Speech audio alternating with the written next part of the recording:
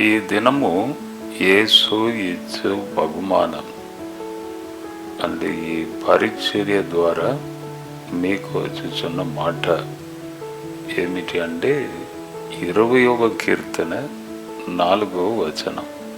నీ కోరికను సిద్ధింపజేసి నీ ఆలోచన యావత్తును సఫలపరచును గాక. కోరిక, ఆలోచన. కోరిక అంటే నేను ఎక్కడైనా సేవకు వెళ్ళినప్పుడు నా డైరీలో రాస్తూ ఉంటాను, ప్రభువా ఇది నా కోరికలు, నేను సేవకు వెళ్ళుచున్నాను, ఇవన్నీ నీవు చేయాలి, ఇది నా కోరికలు. అంటే వెళ్ళినప్పుడు వచ్చేటప్పుడు నాకు నువ్వు తోడుగా ఉండాలి, కాపుదల దయచేయాలి, నీవు నాతో రావాలి, నీ స్వరమును వినాలి అని నా కోరికలు. ఈ విషయమును నీవు చేయాలి, ఈ కార్యమును చేయాలని నేను రాస్తూ ఉంటాను. ఇది నా అలవాటు. అన్ని దేవుడు సఫలపరుస్తాడు. ఒకసారి అక్కడ కొద్దిగా నాకు సెక్యూరిటీ, ఒక సభలో సెక్యూరిటీ ప్రాబ్లం, అక్కడ కూడా కొద్దిగా పరిస్థితి బాగలేదు కాబట్టి అది కూడా రాశాను. ప్రభువా నాకు అక్కడ మంచి సెక్యూరిటీ ఇవ్వాలి, నన్ను బాగా చూసుకోవాలి, ఎటువంటి హాని అపాయం జరగకుండా చూసుకోవాలి. ఏం జరిగింది? అక్కడికి వెళ్ళాను. ఫస్ట్ డే మీటింగ్, నేను వాక్యం చెప్తున్నాను, క్రింద దిగాలంటే ఫుల్ జనము, అసలు దిగలేకపోతున్నాను స్టేజ్ మీద నుండి. అప్పుడు ఒక వ్యక్తి పెద్ద మీస, హైట్గా ఉన్నాడు, బాగా పర్సనాలిటీ ఉన్నాడు. నన్ను క్రింద అక్కడ నిలబడి సార్ రండి అంటాను. వెంటనే కింద దిగి రాగానే ఆయన మంచి ఫుల్ పర్సనాలిటీ, కొద్దిగా అటు ఇటు అని జనమును అటు ఇటు కొద్దిగా ఇట్లా నెట్టి రండి అని నన్ను తీసుకొని వెళ్ళి ముందు బుల్లెట్ బైక్లో పోతున్నాడు, వెనక నా కారు వచ్చుచున్నది. అంటే 3 దినములు కూడా నన్ను బాగా చూసుకొని నాతోనే ఉండి, మీటింగ్ అయిపోయే వరకు ఉండి, మీటింగ్ అయిపోయిన తర్వాత మెయిన్ రోడ్డు వరకు నన్ను తీసుకొచ్చి అక్కడ నాకు నమస్కారం చేసి సలీటు కొట్టి ఇంకా వెళ్ళండి సార్ అని అన్నాడు.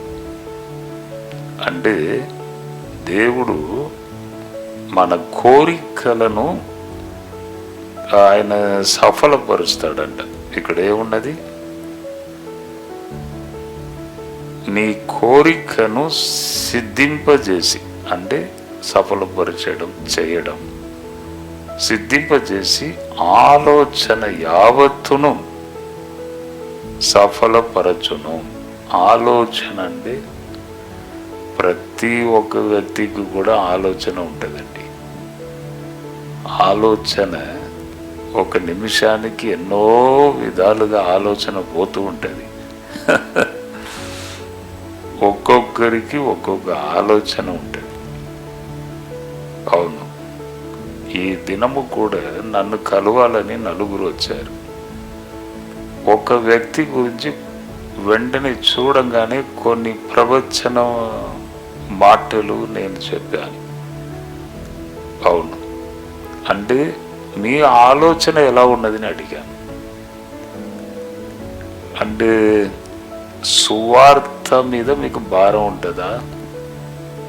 అంటే సువార్త చెయ్యాలని మీకు ఏదైనా ఉన్నదా తలంపు? మీ ఫేస్ చూస్తే ఒక సువార్థికుడు ఫేస్ లాగా ఉన్నది, మీకు ఏదైనా సువార్త మీద భారం ఉన్నదా అని చూడంగానే అడిగాను ఒక వ్యక్తిని. అప్పుడు ఆయన అన్నాడు 2-3 ఇయర్స్గా నేను దాని కొరకు వెయిట్ చేస్తున్నాను సార్ అని చెప్పారు.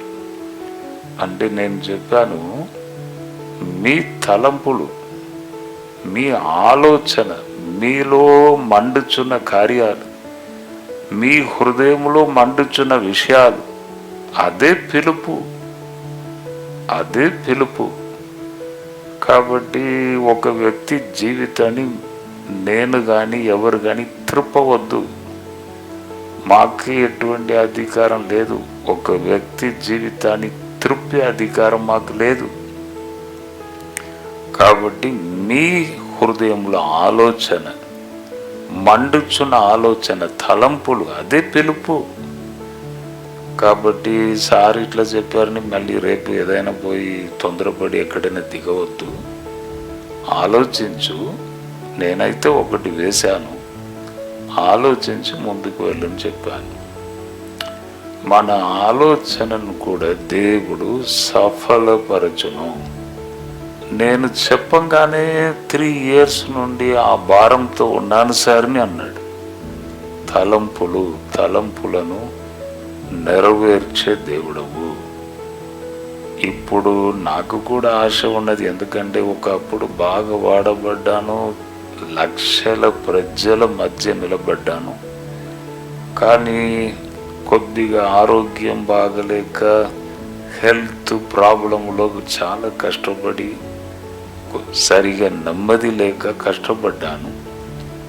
ఇప్పుడు దేవుడు కొద్దిగా బలం ఇవ్వగానే మళ్ళీ అదే ఆశ, ఆలోచన వచ్చుచున్నది. మళ్ళీ మీటింగ్లో మాట్లాడాలి, ప్రభు త్వరగా రాబోచున్నాడు, ప్రజలను దేవుని వైపు త్రిప్పాలి, సెలవు వైపు త్రిప్పాలి.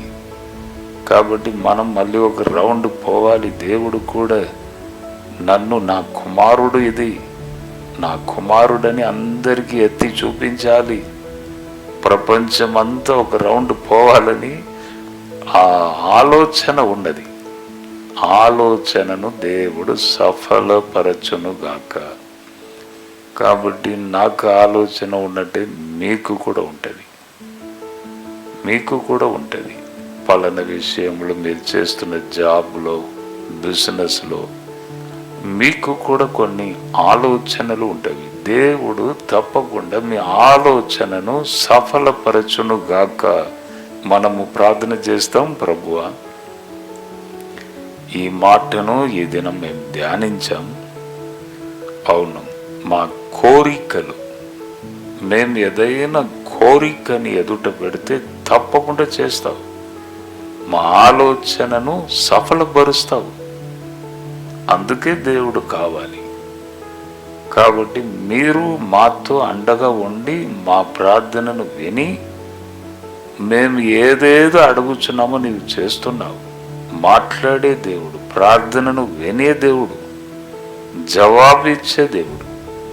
కాబట్టి ఈ దినము ఈ మాటను మేము ధ్యానించాం. ఎంతమంది ఈ మాటను విన్నారో ప్రభువా, ఒక్కసారి మీరు వారిని కనికరపడండి, కృప చూపండి. ఆరోగ్యం లేని వారికి ఆరోగ్యం దయచేయండి. బలహీనతతో బాధపడుచున్న వారికి బలం అనుగ్రహించండి. ఆరోగ్యం ఉంటేనే మాకు నెమ్మది ఈ లోకంలో. ఆరోగ్యం లేకపోతే ఏ పని చేయలేము.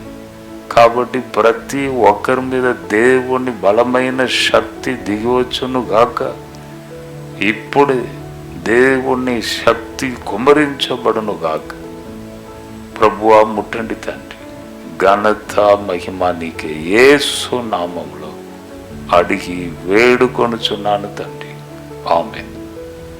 జడ్సన్ అబ్రహాం యూట్యూబ్ ఛానల్ని సబ్స్క్రైబ్ చేయండి.